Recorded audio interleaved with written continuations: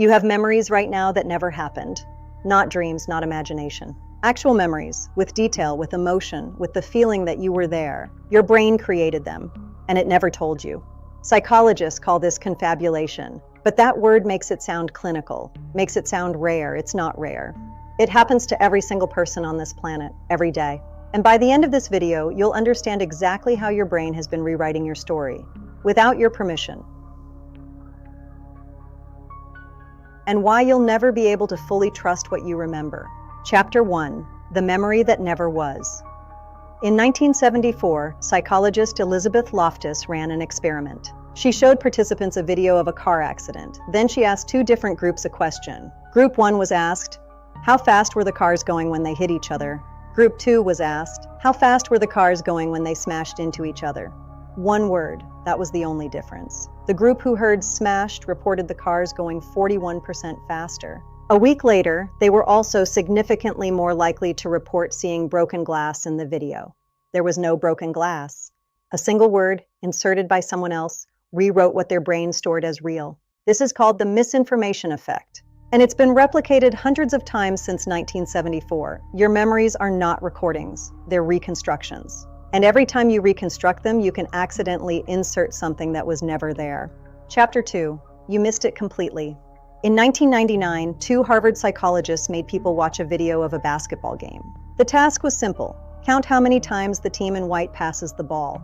Halfway through the video, a person in a gorilla suit walks directly through the middle of the frame, beats their chest, walks off. Not because they weren't paying, because they were paying. 46% of participants didn't see it, not because they weren't paying, because they were paying. Attention is not infinite. Your brain works on limited power. When your brain focuses on something, it actively suppresses everything else. It doesn't warn you. It doesn't tell you what you missed. It just quietly deletes it. This is inattentional blindness. And it means that right now, every day, your brain is making editorial decisions about what you see, and what you don't, without consulting you. Chapter 3. Your brain invents reasons. Here's where it gets darker. When your brain doesn't know why you did something, it invents a reason. And it delivers that reason to your conscious mind with complete confidence. Psychologists call this confabulation. It was first discovered in brain-damaged patients who would invent elaborate, confident explanations for actions they had no memory of taking. But here's what they found later. It happens in healthy brains too. In a now famous experiment, people were asked to choose their favorite jam from 6 options. Then researchers secretly swapped the jam they chose for a different one. When asked why they preferred it, 80% of participants gave confident reasons for a choice they never made. They didn't lie, they genuinely believed what they were saying. Your brain filled the gap, wrote the story, handed it to you as fact. Chapter 4. Millions remember something that didn't happen. Do you remember the children's books, the Berenstain Bears?